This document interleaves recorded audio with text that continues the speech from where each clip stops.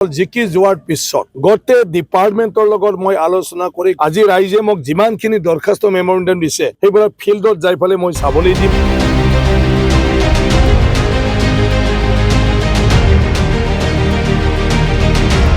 মুখ্যমন্ত্ৰী আৰু বিভাগীয় মন্ত্ৰীসকলৰ লগত কথা পাতি প্ৰত্যেকটা ডিপাৰ্টমেণ্টৰ পৰা মই একেবাৰতে প্ৰথম বছৰতে আঁচনিবিলাক মই আনিবলৈ দায়িত্ব ল'ম বা আনিবলৈ মই কাম আৰম্ভ কৰিম। প্ৰচাৰটোতো কেনেধৰণৰ নহয়, প্ৰচাৰ কৰিবই লাগে নিৰ্বাচনত, যোনিয়ে থিয়ে নহওক আমাৰ পাৰ্টি আছে, গতিকে পাৰ্টিয়ে বিভিন্ন জাগাত প্ৰচাৰৰ কাৰ্যসূচী লৈছে আৰু সেইমতে মই প্ৰাৰ্থী হিচাপে ৰাইজে বিচাৰে সেইবিলাকত মই এটেণ্ড কৰি আছো, কিন্তু খুবেই ভাল, চবতে ৰেছপন্স ভাল, আপোনালোকেও দেখি আছে ৰাইজে বহুত উৎসাহিত।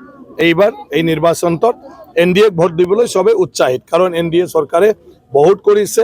আমাৰ হাগ্ৰামা মহিলাই ডাঙৰীয়া BTCৰ দায়িত্ব লোৱাৰ পিছৰে পৰা বহুত কাম কৰিছে, নিবনুৱা ল'ৰা ছোৱালীক আপোনাৰ আৰ্থিক সাহায্য দিয়াৰ পৰা আৰম্ভ কৰি বিভিন্ন আমাৰ ধৰ্ম স্থানবিলাকত তেওঁ পুঁজি দিছে, সেল্ফ হেল্প গ্ৰুপক পুঁজি দিছে আৰু নতুন নতুন আঁচনিবিলাক তেওঁ ৰূপায়ণ কৰিছে আৰু 1000 কোটি টকা অসম চৰকাৰৰ পৰা মুখ্যমন্ত্ৰীৰ পৰা তেখেতে আনি ফালে এতিয়া নতুনকৈ বিভিন্ন ৰাস্তা দলং কৰাৰ কাৰণে ব্যৱস্থা কৰিছে।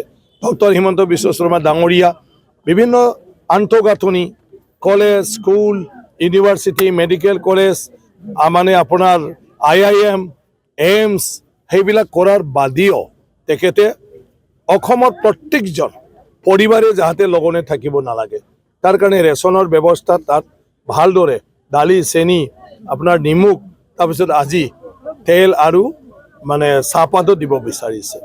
ইয়াৰ বাদেও আজি অৰুণোদয় 1250কৈ দি আছে আৰু তাৰপিছত আজি 3000লৈকে এইটো বঢ়াব বিচাৰিছে।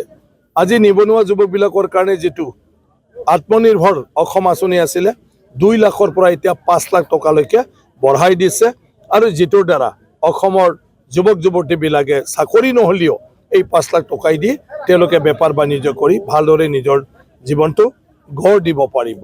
গতিকে সেইবোৰ ব্যক্তিগত জীৱনত চবকে আপোনাৰ কি কয় টাচ কৰিছে, চবৰ হাৰ্টটো টাচ কৰিছে। গতিকে হিচাপে চবেই উৎসুক, তেনেকুৱা মুখ্যমন্ত্ৰী লাগে, তেনেকুৱা চৰকাৰেই লাগে।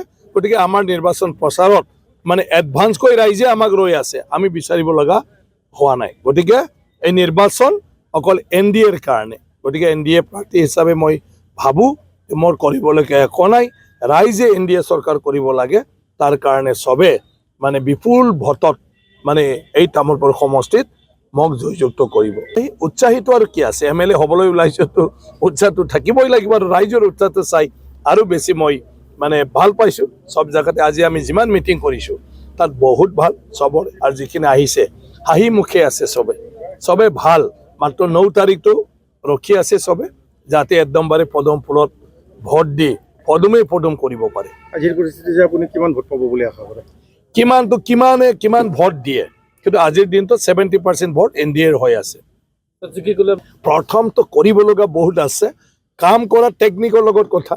মোৰ কথাটো হ'ল জিকি যোৱাৰ পিছত গোটেই ডিপাৰ্টমেণ্টৰ লগত মই আলোচনা কৰি গোটেই ডিপাৰ্টমেণ্টক মই আজি ৰাইজে মোক যিমানখিনি দৰখাস্ত মেমৰেণ্ডাম দিছে সেইবিলাক ফিল্ডত যাই পেলাই মই চাবলৈ দিম, ইষ্টিমেট বনাবলৈ দিম আৰু সেই অনুযায়ী মুখ্যমন্ত্ৰী আৰু বিভাগীয় মন্ত্ৰীসকলৰ লগত কথা পাতি প্ৰত্যেকটা ডিপাৰ্টমেণ্টৰ পৰা মই একেবাৰতে প্ৰথম বছৰতে আঁচনিবিলাক মই আনিবলৈ দায়িত্ব ল'ম বা আনিবলৈ মই কাম আৰম্ভ কৰিম। ইয়াৰ পিছত তামোলপুৰ জিলা হোৱাৰ পিছত যাতে তামোলপুৰ মানুহ কষ্ট নাপায় তাৰ কাৰণে 6 মাহৰ ভিতৰত মই গোটেই বিভাগীয় অফিচটো জিলা পৰ্যায়ত ইয়াত স্থাপন কৰিম। যি বিভাগবিলাকৰ অফিচাৰ এতিয়ালৈকে হোৱা নাই, এই বিভাগত বিষয়াসকলক নিযুক্তি নিযুক্তি দিবলৈ মই ব্যৱস্থা ল'ম। আমাৰ মডেল কলেজ এখন আছে, সম্পূৰ্ণ হৈ উঠা নাই, এইটো সম্পূৰ্ণ কৰি ছায়েন্স ষ্ট্ৰীম তামোলপুৰত মই আৰম্ভ কৰিম। ইয়াৰ পিছত ৰাস্তা পদূলি চব যি লাগে মুখ্যমন্ত্ৰীয়ে অলৰেডি ঘোষণা কৰিছে, সেইবোৰ মই প্ৰেক্টিকেলি ডিপাৰ্টমেণ্টবিলাকক এষ্টিমেটবিলাক কৰাই ফালে 1 বছৰতে যাতে এইবিলাকৰ চব আৰম্ভ কৰিব পাৰোঁ সেইবিলাক কাম কৰিম।